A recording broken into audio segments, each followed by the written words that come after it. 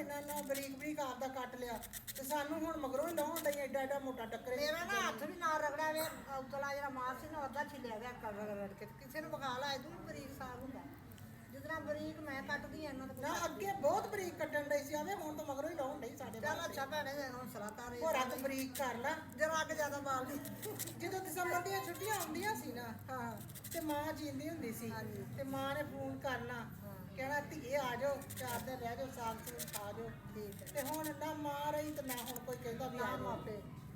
ਤੇ ਮਾਂ ਨਾਲ ਮਾਪੇ ਹੁੰਦੇ ਆ ਤੇ ਮਾਵਾਂ ਹੀ ਧੀਆਂ ਨੂੰ ਕਹਿੰਦੀਆਂ ਆ ਜਾਓ ਧੀਓ ਤੇ ਵੱਡੀ ਭੈਣ ਵੀ ਮਾਂ ਵਰਗੀ ਹੁੰਦੀ ਆ ਮਾਂ ਦੀ ਤਾਂ ਹੁੰਦੀ ਆ। ਮੈਂ ਤੈਨੂੰ ਸੱਦਦੀ ਤਾਂ ਹੈਗੀ ਆ ਤੇ ਤੂੰ ਹੁਣ ਜਾਣ ਕੇ ਦਿਲੋਂ ਮਨਾਈ ਆ ਗੱਲਾਂ ਤੇ ਫਿਰ ਕੀ ਹੋ ਸਕਦਾ ਹੁਣ ਮੈਂ ਦਿਲੋਂ ਤੇਰੀ ਗੱਲਾਂ ਬਣਾਉਂਦੀ ਮੈਂ ਤੈਨੂੰ ਸੱਦਦੀ ਆ ਸਾਗ ਚੀਰ ਕੇ ਦਿੰਦੀ ਆ ਇਹ ਨਾਲੇ ਵਿੱਚੇ ਵਿੱਚ ਹੱਸਦੀ ਆ ਤੇ ਨਾਲੇ ਮੈਂ ਕਿੱਡਾ ਕਿੱਡਾ ਮੋਟਾ ਟੱਕਰੀ ਜਾਂਦੀ ਆ ਹਨਾ।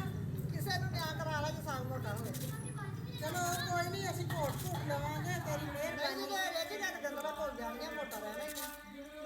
ਆ ਅੰਤਰਾ ਵਿੱਚ ਹੀ ਪੜ ਪੜ ਕਰਨ ਲੱਗ ਗਿਆ ਵੀਡੀਓ ਦਾ ਸੱਤਿਆ ਨਾਸ ਮਾਰਤਾ ਪਿੰਡਾਂ ਵਿੱਚ